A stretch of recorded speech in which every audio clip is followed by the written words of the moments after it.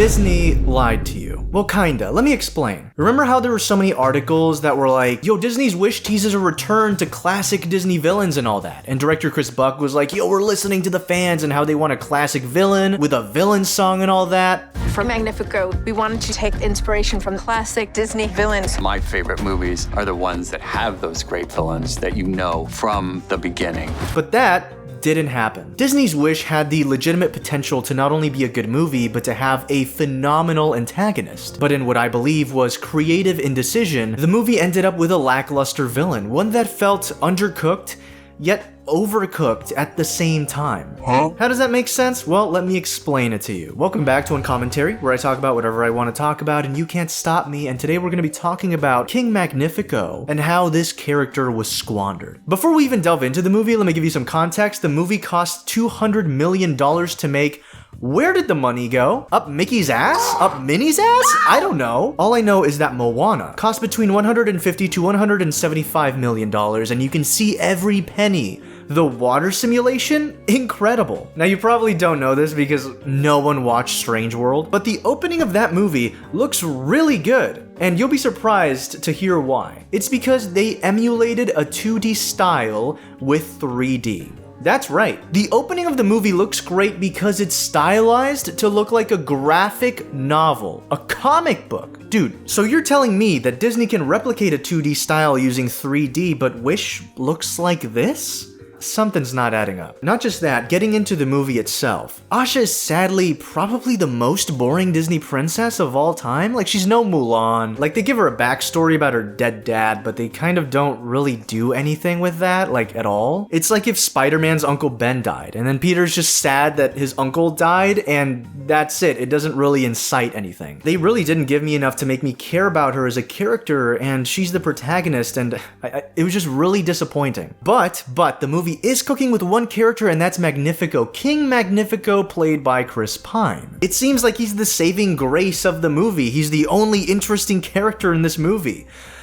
Until he's not. You may be surprised to hear, but the movie actually begins with King Magnifico. You know how Shrek starts with the fairy tale storybook? It's basically that visual, but we get the story of Magnifico in its pages, and it straight up tells us word for word, once upon a time there was a young man who believed there was nothing more important than a wish. Immediately, the movie itself is setting up that King Magnifico, despite being the antagonist, might not actually be a villain.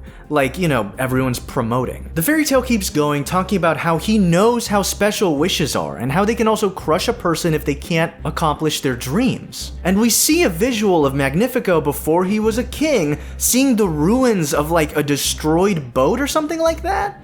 We later learn in the movie that he comes from a ruined home. Like, it seems like his home, village, or country was like pillaged or destroyed and he couldn't do anything about it. It's weird, but he has trauma. From what the movie's giving me, his people, something happened to them and he was powerless to do anything about it. The story says that he wants to protect wishes. This is his goal. He learns magic and becomes a sorcerer to protect wishes from harm. And if he deems a person worthy, he can grant their wish. He then meets his wife, and then they find a nice island where they can build a kingdom. Where anyone, any family, no matter where they come from, can come and live in.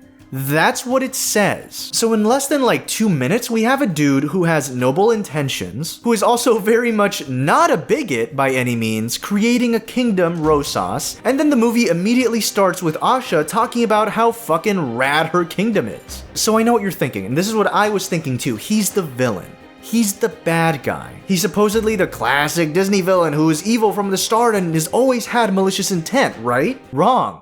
Yeah, I'm surprised too. In the movie, he goes on about how he decides what's best for Rosas. I decide what everyone deserves.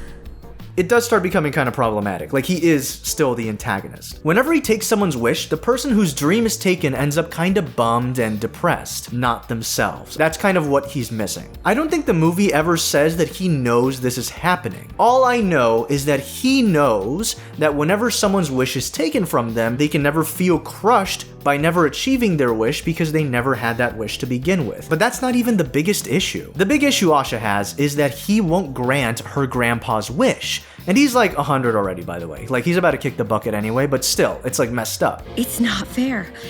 My Saba is good. The dude is close to death and his dream may never come true, so Magnifico checks this wish. And he recognizes that her grandpa's wish is to inspire people with his music, but he's concerned about what inspiration means. Maybe they could be inspired to destroy his kingdom, which, is a ridiculous extreme, but he's the antagonist, so like, that's gonna be his point of view. But to me, even with this conversation and the movie desperately trying to make him seem evil, I don't get evil from him, and it's the movie's own fault because they told me that friggin' fairy tale from the beginning. He is a good guy, at least at the start. His reasoning is just flawed. He just has to change shit up. So this is when I started watching the movie in a way where I was like, okay, this guy's fucking lying. I was thinking this dude is just lying, and the storybook at the beginning of the movie is also gaslighting me. From here on, I was like, no, this movie can't be written that badly. So the wishes, he's lying about just wanting to protect them and how he's worried about the dreams endangering the kingdom and its people. He actually gets his powers from the wishes. That's what I was starting to think. I was starting to think everything he said was a lie. Now, there's a whole ass tapestry on his wall in his lab that is like half burnt, and this tapestry is from his past home. It implies he's escaped some sort of traumatic past, and in present day, he's overcorrecting. And in this scene where he's freaking out about how, oh man, my kingdom may be in danger and someone's like causing havoc, maybe they could usurp me, I don't know. He says the line, everything I do is to make sure that doesn't happen again. What? So again, he's not really the classic Disney villain. He doesn't just want power for power. He doesn't want to subjugate people to subjugate people for power. Like, I'm not even a fan of monarchies, but like, this is Disney, so it's gonna happen. So in that context, it genuinely seems like he wants to take care of his people. He's just doing it wrong, but he does care. He's seen what happens if he doesn't care. And so again, I'm like, this dude is lying. This tapestry is a fucking lie, and his wife doesn't know. Because his wife comes into the room. And by the way, he is flipping out. He does have like some anger management issues. He needs therapy. And his wife goes, honey, chill, honey. Don't use that super evil magic book that if you read it, it'll make you evil. Don't use that. And guess what happens? He doesn't use the book. He actually calms down when his wife is like, honey, it's okay. This movie's doing such a bad job at making me hate this guy. It's kind of crazy. So again, I'm thinking this guy is lying. He's lying about his past, he's lying to his wife, he's actually taking the wishes for power, because if he's actually just a messed up dude that needs therapy, that means that Asha is actually causing crazy havoc in the kingdom for no reason, when she could just talk to the queen. Because, surprise, she knows the queen personally and can actually talk to her, which could lead to the queen just talking to the king. And guess what? In this scene, we find out that the king can actually be talked down of something. And the entire conflict of this movie could have been avoided.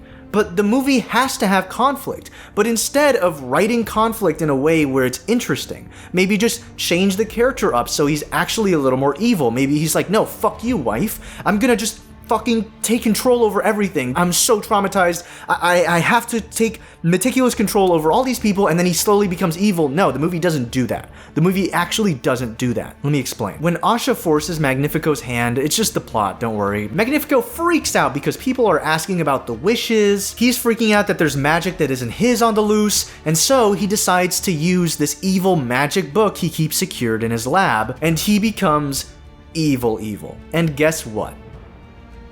Guess.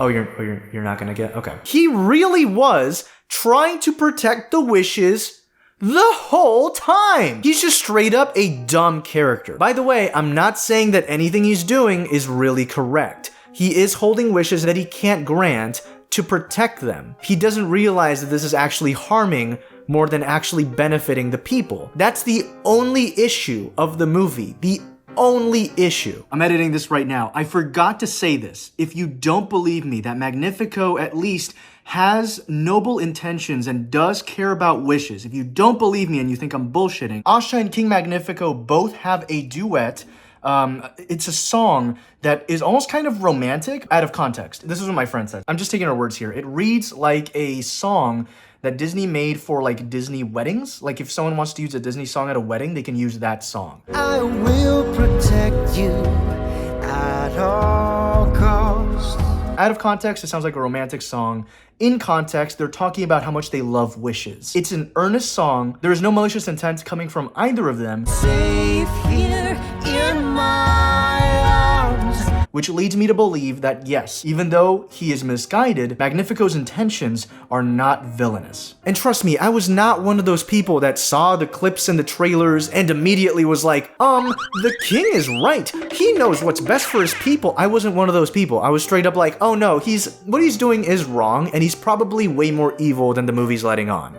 But no. He then realizes that the wishes do give him power. More than halfway into the movie. It's like the movie was giving a fuck you to me specifically, because the entire time I was watching the movie, I was like, this movie can't be that bad. They're just hiding the fact that he's taking the wishes because he wants to become more powerful. But no, he learns in the movie that wishes actually do give him power. But that's when he's evil, and that's when he can't be redeemed because the evil magic book makes him evil, and like that's it. Like, the movie is so fucking bad, bro. The movie does a terrible job at making you hate him. And I thought that the movie was gonna make me like him, so I felt bad that he was gonna become evil. And so when Asha stops him, he's like, oh fuck, I'm so dumb, I messed up. Like, lock me away, but let me redeem myself at the end because, like the movie said, I was a good person, I just took it too far.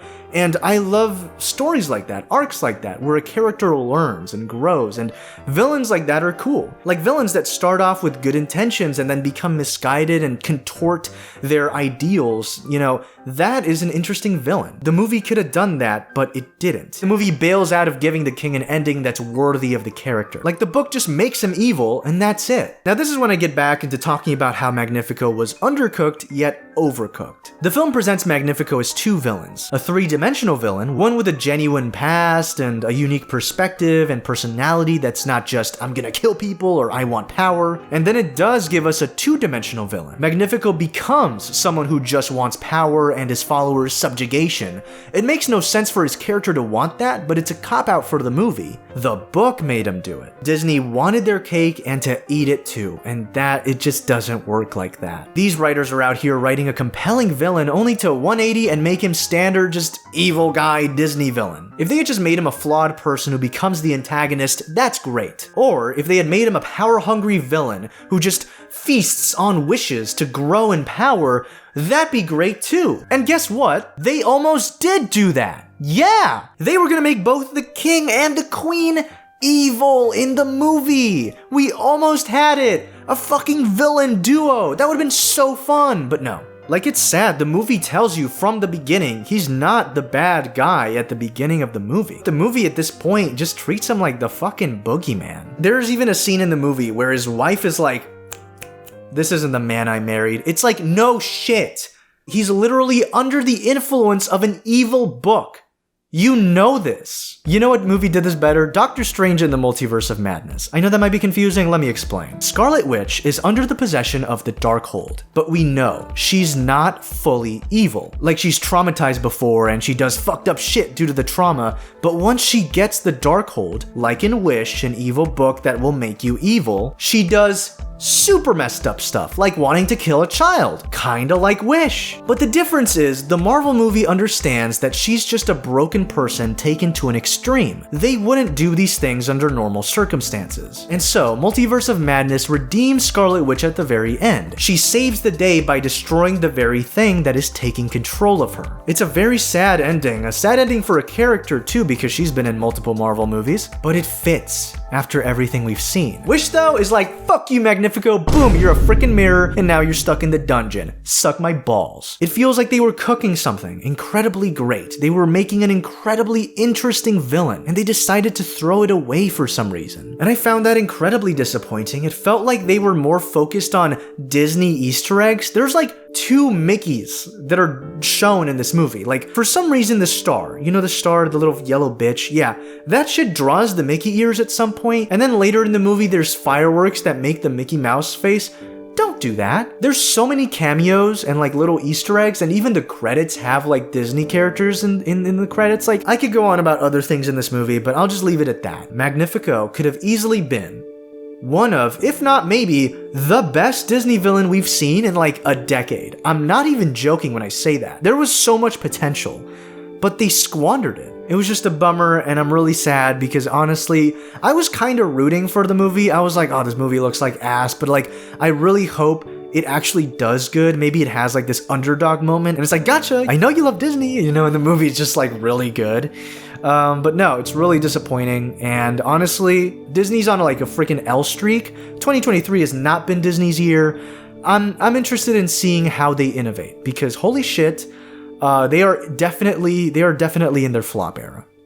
Make sure to check out Interstellar Ranger Commence, Browntable's original animated series. Check out the website, read up on the characters, watch the episodes on YouTube, support indie animation fellas. Thanks so much. Thank you so much, Grillmaster, for this illustration of Hope Griffin from the show. Loving the rendering, you really got her face right, she looks awesome. Thanks so much everyone for sending fan art all the time, y'all are the best. Thanks so much patrons for supporting the channel as well, y'all are amazing. Thank you for making it possible for me to keep making videos. And of course, if you want to join the table, you gotta subscribe and turn on notifications to become a chair. And by doing that, boom, you're now part of the Brown Table. Thanks so much for watching, and I'll see you all next time.